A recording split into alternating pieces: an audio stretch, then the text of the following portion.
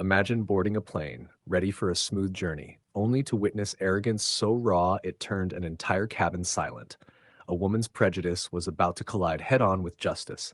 Before we continue, welcome to Voices Unchained, where we share real-life stories that prove arrogance never wins. Don't forget to hit like and comment your location. We love seeing how far these stories travel. Meet Victor Johnson, a 12-year-old boy with a sharp mind, a quiet smile, and a love for books and airplanes. He wasn't just any passenger that day.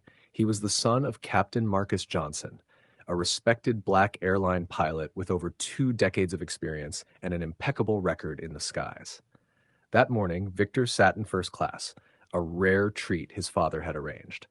Dressed neatly in a navy polo and jeans, sneakers tapping lightly against the carpet, Victor held a book in his lap.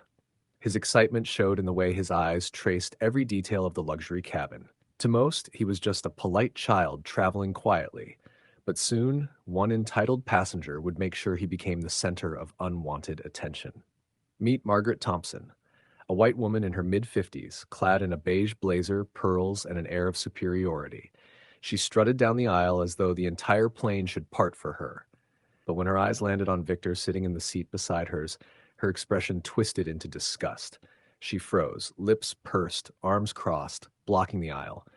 "This must be a mistake," she snapped at the flight attendant. "Why is this child sitting here?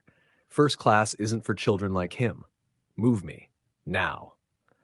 The attendant, keeping her voice steady, replied, "Ma'am, this is his assigned seat. The flight is fully booked. There are no other options." Margaret's voice sharpened. "This is unacceptable. I paid for comfort, not to sit beside him." Victor gripped his book tighter, his eyes lowering. He didn't say a word, but his silence revealed everything. The weight of her words had landed. Passengers shifted uncomfortably, some whispering, others shaking their heads. Still, no one spoke up. The air grew tense. One flight attendant, however, recognized Victor. He remembered seeing him board proudly with the captain earlier. Without hesitation, he turned and headed for the cockpit. The cabin door opened.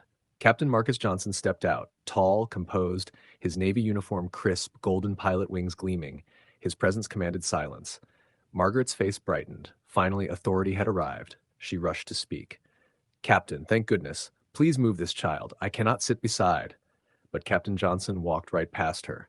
He stopped at Victor's side, knelt, and spoke softly. "Son, what happened? Who's been bothering you?" Victor looked up, steady but hurt. "Dad, it's her. She said she doesn't want to sit by me because of how I look." The cabin went silent. Margaret's smile evaporated as realization dawned. This boy wasn't just any passenger. He was the captain's son. Captain Johnson rose, turning slowly to face Margaret. His voice was calm but carried the authority of a man used to commanding not just people, but entire skies. "Ma'am, let me make this clear. You refuse to sit beside my son because of the color of his skin. On this aircraft, discrimination of any kind will not be tolerated. Not against crew, not against passengers, and certainly not against my family." Margaret stammered. I didn't mean it like that. I was just..." But Captain Johnson's gaze didn't waver.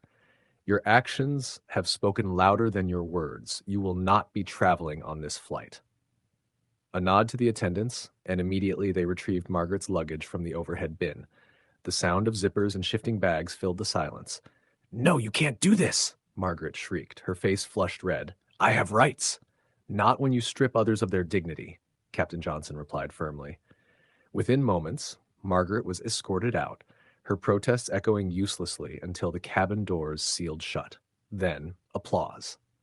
It began with a single clap, then another, until the entire first-class cabin joined in. Victor, cheeks flushed, finally allowed a small smile as passengers murmured encouragement. But Margaret's humiliation didn't end there. By the time she reached the terminal, airline officials had flagged her behavior. She wasn't just removed from that flight, she was added to a no-fly list, grounding her arrogance indefinitely. Victor sat a little taller in his seat, his book open once more, his confidence restored. Captain Johnson gave him a reassuring pat before returning to the cockpit, his dignity intact, his authority unquestioned. The lesson was clear to everyone who witnessed it. Prejudice may masquerade as superiority, but it always collapses under its own weight. Margaret boarded believing she was above sitting next to a young black boy. Instead, she walked off disgraced, while that very boy remained seated in first class, right where he belonged. And Captain Johnson? He reminded every soul on board that real power lies not in arrogance, but in integrity, respect, and the courage to protect those who cannot always protect themselves. So, what would you have done if you were sitting in that first class cabin during this confrontation? Drop your thoughts in the comments below.